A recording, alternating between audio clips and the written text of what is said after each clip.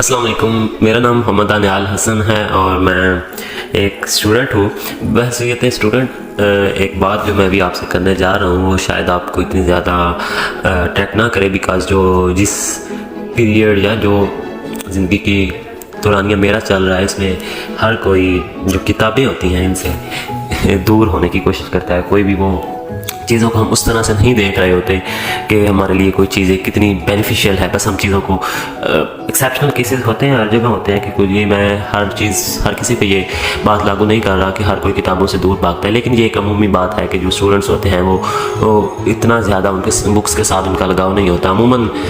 Students کی بات میں اگر اسٹوڈنٹس کے علاوہ بھی بات کروں تو یہ بات میری جو ہے وہ کافی حد تک سچ کے زمرے میں آئے گی کہ اسٹوڈنٹس کے علاوہ بھی کافی لوگ جن کا انٹلیکچوئل جو ہے وہ بیہیویئر کافی اچھا ہے، وہ بھی جب چیزوں کو پڑھنے لگتے ہیں یا بکس ریڈنگ کرنے لگتے ہیں تو ایک مخصوص وقت کے بعد وہ ان کو اکتاہٹ پہ طاری ہو جاتی ہے اور وہ اس کو کوئٹ کر دیتے ہیں۔ تو یہ ایک فطری سا جذبہ ہے کہ اس میں کوئی ایک حیران ہونے والی بات نہیں ہے۔ آپ جس چیز کے ساتھ آپ کا لگاؤ نہیں ہوگا ڈیفینیٹلی وہ آپ پہ اتنا زیادہ اس کا اثر بھی نہیں ہوگا، آپ اس کے ساتھ اتنا زیادہ دیر تک اسٹک بھی نہیں کر سکتے۔ تو اس کو میں اکثر ایک مثال کے تھرو وضاحت کرنے کی کوشش کرتا ہوں کہ یہ کس طرح ہوتا ہے۔ اگر آپ دیکھیں تو آپ کوئی بھی ایک نئی ورزش، آج کل جو ہماری نوجوان نسل ہے ان میں اپنی باڈی کو گروم کرنے کی جو ہے وہ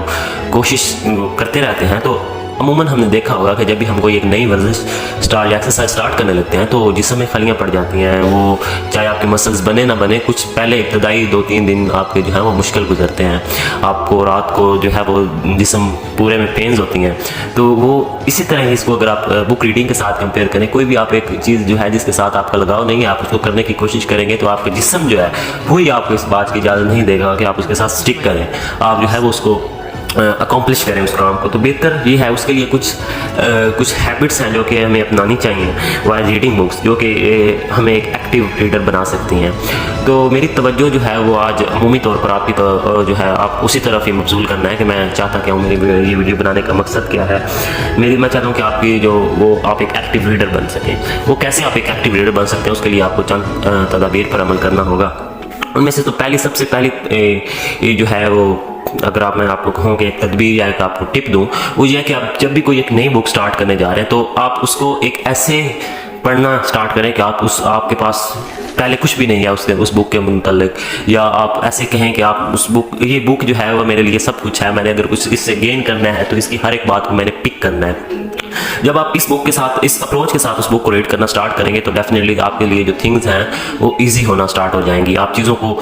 کوئی بھی ایک نئی چیز آئے گی تو آپ اس کو انجوائے کرنا سٹارٹ کر دیں گے۔ سیکنڈلی اگر آپ کو ایک نئی چیز پڑھ رہے ہوتے ہیں اور اس میں یہ بات جو ہے وہ کوئی غیر فطری بات نہیں ہے، یہ فطری بات ہے کہ آپ اگر کوئی نئی چیز پڑھ رہے ہیں تو ڈیفینیٹلی آپ کا جو ہے ذہن جو ہے وہ اتنا زیادہ نہیں ہے اس کو سمجھنے کے لیے کہ وہ ہر چیز کو پک کرنا سٹارٹ کر دیں۔ آپ کے ذہن میں کوئی بات نہیں آتی، پہلے آپ کے ذہن میں کوئی بات ایک سمجھ نہیں آتی، آپ کے ذہن سے اوپر سے کوئی بات گزر جاتی ہے تو وہاں اسٹک نہ ہو جائے۔ میں جب سٹارٹ میں بک ریڈنگ کرتا تھا، سٹارٹ میں مائی ارلی ڈیز میرے ساتھ بھی یہی ہوتا تھا، میں کہتا تھا کہ اگر میں کوئی چیز پڑھ رہا ہوں تو میں پہلے جو ہے پچھلی بات کو بغور سمجھ لوں اور پھر میں آگے جا کے پڑھوں۔ لیکن بعد میں نے مجھے ایک دوست نے مشورہ دیا تو میں نے اس اپنی عادت پہ قابو کیا تو میں پڑھتا چلا گیا اور یقین جانیے کہ وہی بات جو پیچھے مجھے سمجھ نہیں آ رہی تھی آگے میں گیا تو وہ مجھے چیزیں میرے لیے کلیئر ہوتی گئی۔ تو اس کے لیے میں یہ آپ کو مشورہ دوں گا کہ اگر آپ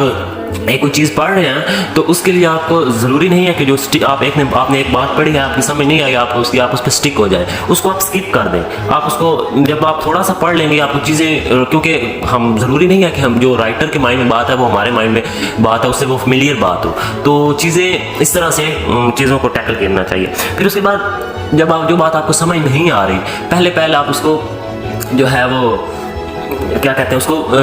اس کو انڈر لائن کر لیں یا اس کے گرد دائرہ لگا لیں۔ کوئی اچھی بات آپ کو نظر آتی ہے اس کو ہائی لائٹ کر لیں۔ یہ جب آپ اور کچھ مطلب 1-2-3 پیجز پڑھ لیں اس کے بعد آپ دیکھیں کہ آپ نے جو اس کو بک کو کلوز کر دیں اور اس کے بعد آپ آبزرو کریں کہ آپ نے کہاں سے سٹارٹ کیا ہے اور آپ کہاں تک پہنچے ہیں اور ابھی تک آپ جو کچھ آپ نے جو پیسج پڑھا ہے آپ نے اس میں سے آپ نے کتنا کچھ گین کیا ہے۔ تو یہ چیز جب اس طرح پڑھنا سٹارٹ کر دیں گے ایک تو آپ کی ریڈنگ ہیبٹ بن جائے گی۔ تو عموماً پڑھائی کے وقت آپ دیکھیں کہ آپ کے نزدیک جو ہے وہ ڈسٹریکٹ کرنے کرنے والی چیزیں بہت کام ہو. اکیلے کمرے میں بیٹھ کے ریڈنگ کریں. یہ ریڈنگ کرنا جو ہے ہمیں محض اس لیے نہیں کہ ہمیں انجوائے کرنا ہے, لیکن جب ہم ریڈنگ کرنا سٹارٹ ہو جاتے ہیں, بینگ جس ایج میں سے میں گزر رہا ہوں, تو آگے کیونکہ میرے پاس ابھی بہت سے گولز ہیں سامنے کرنے اپنا جو ہے, جن کو میں نے انشاءاللہ اچیو کرنے کا سوچا ہوا ہے اپنی لائف میں, تو وہ ساری چیزیں جب میں آبزرو کر رہا ہوں تو وہ ایسے ہی ہے کہ جب ساری چیزیں تبھی کلیئر ہو سکتی ہیں جب کہ میں ایک ایکٹیو ریڈر ہوں. تو میں اپنی وہ زندگی وہ سارے گولز تبھی اچیو کر سکتا ہوں تب جب میں ایک ایکٹیو ریڈر کے طور پر خود کو پیش کروں گا سوسائٹی میں, یا ایک ایکٹیو ریڈر کے طور پر سامنے آؤں گا. تو یہ ساری چیزیں ہیں جو کہ بحیثیت بک ریڈر میں نے اپنے اندر بہتر کی, اور اب میں سمجھتا ہوں کہ میں اتنا زیادہ تو نہیں کہ میں کوئی بہت ہی اچھا ریڈر ہوں, لیکن میں کافی بہتر ہو چکا ہوں اپنے ان چیزوں پر عمل کر کے جو میں نے ابھی آپ کے ساتھ شیئر کی. ان چیزوں پر عمل کر کے میں ایک ایسی سے گزر گیا ہوں جو کہ میرے لیے ٹف فیز تھا, کہ مجھے ریڈنگ سے ان اے وے مجھے آپ کہہ لیں کہ مجھے اکتاہٹ سی ہوتی تھی. تو یہ چیزیں آپ کو بھی, اگر آپ ایک ایکٹیو ریڈر بننا چاہتے ہیں تو آئی تھنک سو کہ آپ کو ان چیزوں پر عمل کرنا چاہیے. باقی جو ہے وہ ایک چیز کے لیے ایک چیز کو اپنانا, اپنی ڈیلی روٹین میں ایڈ کرنا, ایک ایسی چیز کو ایڈ کرنا جو کہ پہلے آپ کی ڈیلی روٹین میں نہیں ہے, مشکل ہوتا ہے. لیکن اس کے لیے بھی آپ کو چاہیے کہ اگر آپ واقعی آپ ایک اچھے ریڈر بننا چاہتے ہیں تو آپ کو چاہیے کہ آپ اللہ سے اس کے بارے میں مدد بھی مانگیں. جزاک اللہ.